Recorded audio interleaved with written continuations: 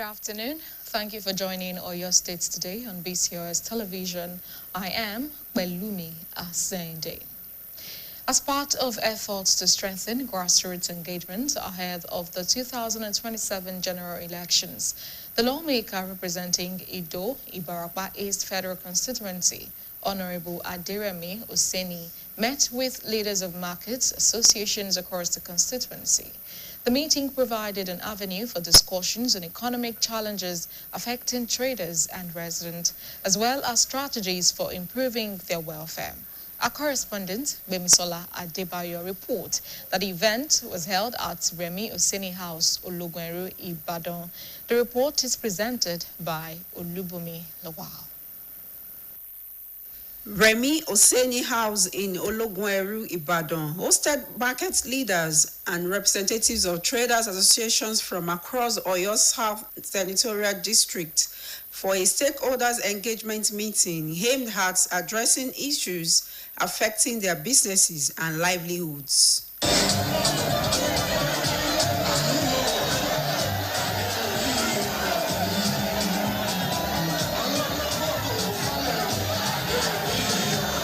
Speaking on behalf of the market associations, Alhaji Ibrahim Abdulaziz from Ibarapa constituency lamented the economic hardship confronting traders, noting that rising transportation costs and other challenges had negatively impacted their businesses. He appealed for interventions that will ease the burden on members and improve their economic activities.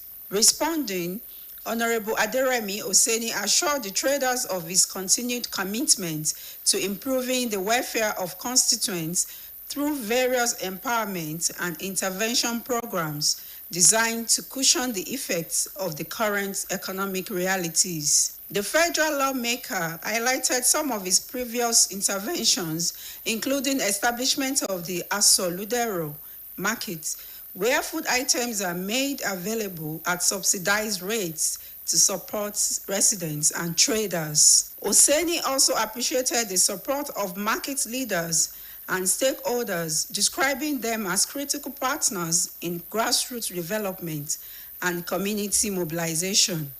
Our message is consistent, and we are deliberate about it, we are intentional about it, we are committed to ensuring that dividend of democracy is delivered specifically to all our people in the state.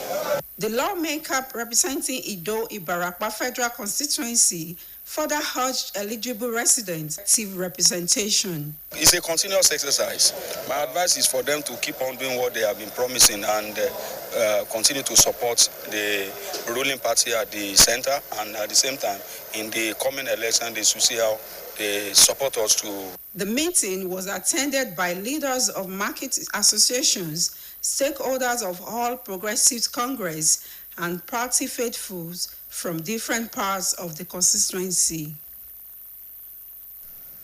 Tributes have continued to pour in for renowned playwright, poet, novelist, scholar, and emeritus Professor Femi Osofison, as literary icons, academics, and cultural stakeholders gathered in Ibadan for a colloquium marking his 80th birthday.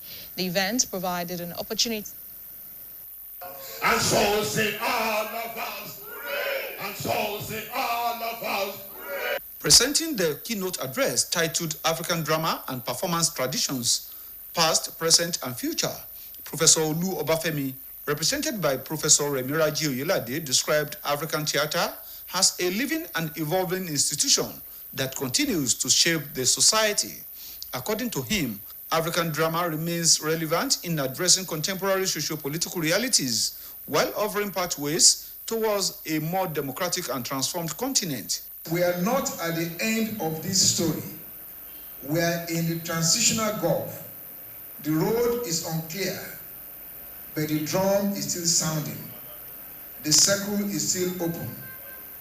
And the charge of today is that we enter the circle, speak, listen, and act. The story we tell must be carried beyond the theater. It must be carried forward to the world out there and address contemporary society. The Director General of the Nigerian Copyright Commission, Dr. John Aseyin, in a remark, described the works of the celebrant, Professor Femi Osofison, as moral guides that inspire hope, responsibility, and self-renewal. Dr. Aseyin, digital exploitation, stressing the need to safeguard creative works to ensure that future generations continue to benefit from the legacies of Nigerian authors. We must continue to do more. We must protect creative labor with greater seriousness. We must fight piracy with greater resolve. We must encourage lawful access to works. We must help people to license those works. We must act proactively in the digital environment, and we must help to preserve the legacies of our authors. Delivering the opening address on behalf of the Vice Chancellor, University of Ibadan, Professor Kayode Adebowale, the Dean of the Faculty of Arts, Professor Rashid Olaniyi, commended the celebrant for mentoring generations of literary scholars and writers who have distinguished themselves globally. Speaking as guest of honor, President of the Association of Nigerian Authors, ANA, Dr. Usman Akanbi, described Professor Osofison as an exceptional writer, actor, and director whose contributions were instrumental to the growth of the association and the protection of literary works in Nigeria. People like himself and Oshundari, bringing poetry to the marketplace by Oshundari, more or less, he also made drama accessible to the ordinary folks on the street. Earlier welcoming guest on behalf of the organizing committee, chairman of the Oyo State chapter of the Association of Nigerian Authors, Dr. Rufus Kehinde, described Professor Osofison as one of Africa's most celebrated playwrights, whose works have consistently projected African culture and traditions to the world. You feel the Africanness in his play. You feel culture, you feel tradition, you feel the totality of the African society in his play. Osofison, a very great man of the theater. Other scholars, including Professor Wumiraji of Obafemi Awolowo University, Ile-Ife, Professor Diran Ademiju-Bepo of the University of Jos, Professor Gbemisola Adeoti of Obafemi Awolowo University, and Dr. Sola Adeyemi of the University of East Anglia, United Kingdom, highlighted Professor Osofison's enduring role in promoting African identity and cultural pride through literature and theater. In his response, the celebrant urged emerging writers to focus on producing works that address the challenges confronting African societies and contribute to sustainable development across the continent. Every writer wants to be relevant, must take seriously the affairs of his country. I think writers are all kinds of chroniclers of the situation, what's going on in the country. And we write about that. We are also more than just chroniclers. We try to project what's happening so that the future can be better. Highlights of the event included the unveiling of an anthology titled Gallants for the Dream Seeker, edited by Denja Abdullahi and Ezekiel Fajenyo, as well as the cutting of the birthday cake in honor of the literary icon, as Professor Femi Osofison marks 8 decades of life and literary excellence. Participants at the colloquium, including those who presented papers from locations around the world, say his enduring legacy will continue to inspire generations of writers, scholars, and theater practitioners across Africa and beyond. Adebayo Abdurafi, BCOS News. BCOS TV is now on Niger TV app, and you can watch us from any part of the world. Also, BCOS website is live. Kindly visit www.bcostv.com. You can also watch us on GoTV, channel 134 and channel 113 on Star Times. And now, before I go, contribute your quota to move Oyo State forward. And that ends Oyo States today. Thank you for joining us. Good afternoon.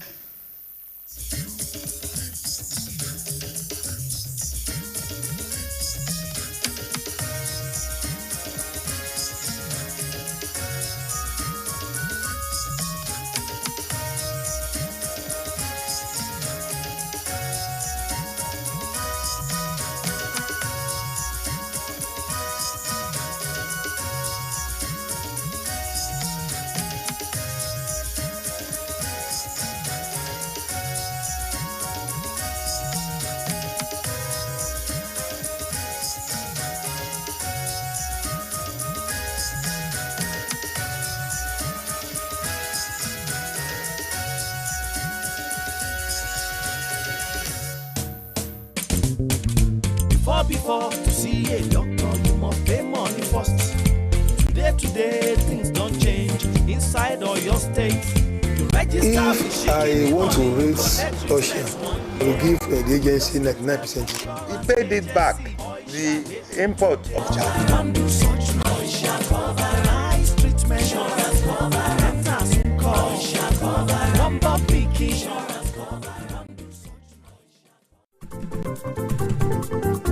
Agbo àríyá lẹ́tọ̀ yé o, ètò lágbo àríyá. Agbo àríyá làkọ̀tún ètò tá a pínyamọ́ rẹ̀ lórí móhùnmáwòrán ìpínlẹ̀ Ọ̀yọ́ nílé akéde lóríta Basọ̀run láti máa ṣàfihàn gbogbo ayẹyẹ yín bí ayẹyẹ ìgbéyàwó, ọjọ́ ìbí, ayẹyẹ ìfẹ̀yìntì, ìsìnkú àgbà, àpérò pàtàkì, wòlímọ̀, ayẹyẹ ìfilọ́lẹ̀ ilé ìsìn, church tàbí mọ́ṣáláṣí, àjọ̀dún eégún, àjọ̀dún ẹlẹ́gbẹ́jẹgbẹ́, hairdresser, fashion designers, ọlọ́jà, àjọ̀dún àwọn onímọ́tò, onímárúwá, ọlọ́kadà àti bẹ́ẹ̀ bẹ́ẹ̀ lọ.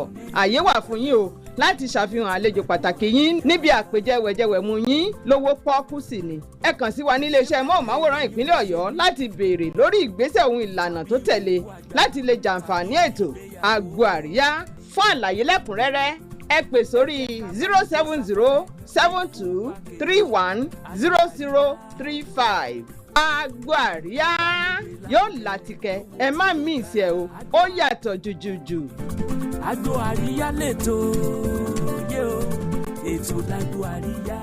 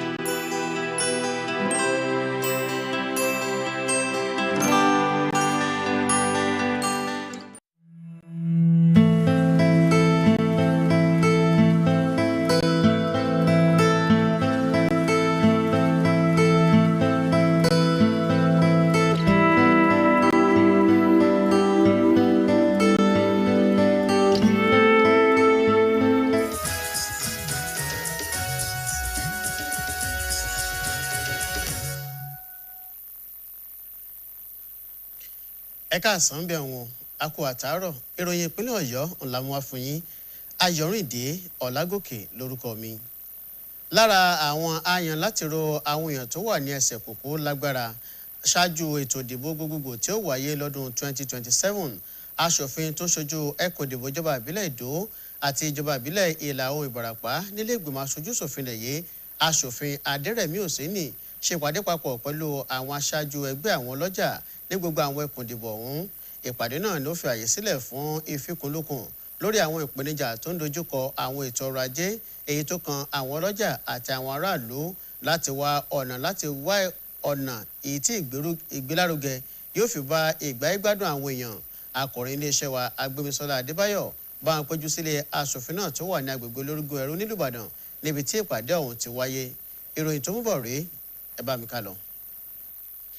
Ilé Rẹ̀mí Òsénì tó wà lágbègbè ológun ẹrú nílùú Ìbàdàn ló gbàlejò àwọn aṣáájú ọlọ́jà pẹ̀lú àwọn aṣojú àwọn ẹgbẹ́ ọlọ́jà káàkiri àwọn ẹkùn gúúsù ìpínlẹ̀ Ọ̀yọ́ fún ìpàdé ìfikùnlukùn pẹ̀lú èrògbà láti wọ ojútùú sí ìṣòro tó ń dojúkọ ètò ìdókòwò àti ìgbé ayé àwọn èèyàn.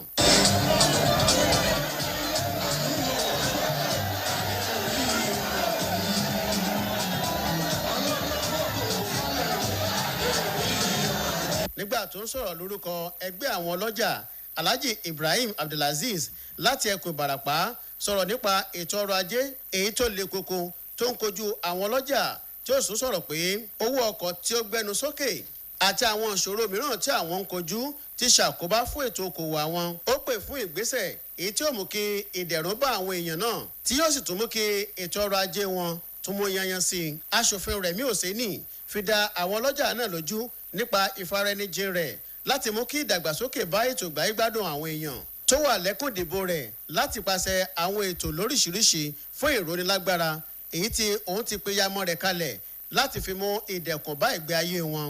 Aṣòfin náà mẹ́nuba àwọn ètò tó ti ṣe ṣáájú bíi ìdásílẹ̀ ọjà aṣọ̀lúdẹ̀rọ̀ níbi tí wọ́n ti ń ta oúnjẹ lẹ́dẹ̀wó fún ìdẹ̀rùn àwọn olùgbé àti àwọn ọlọ́jà.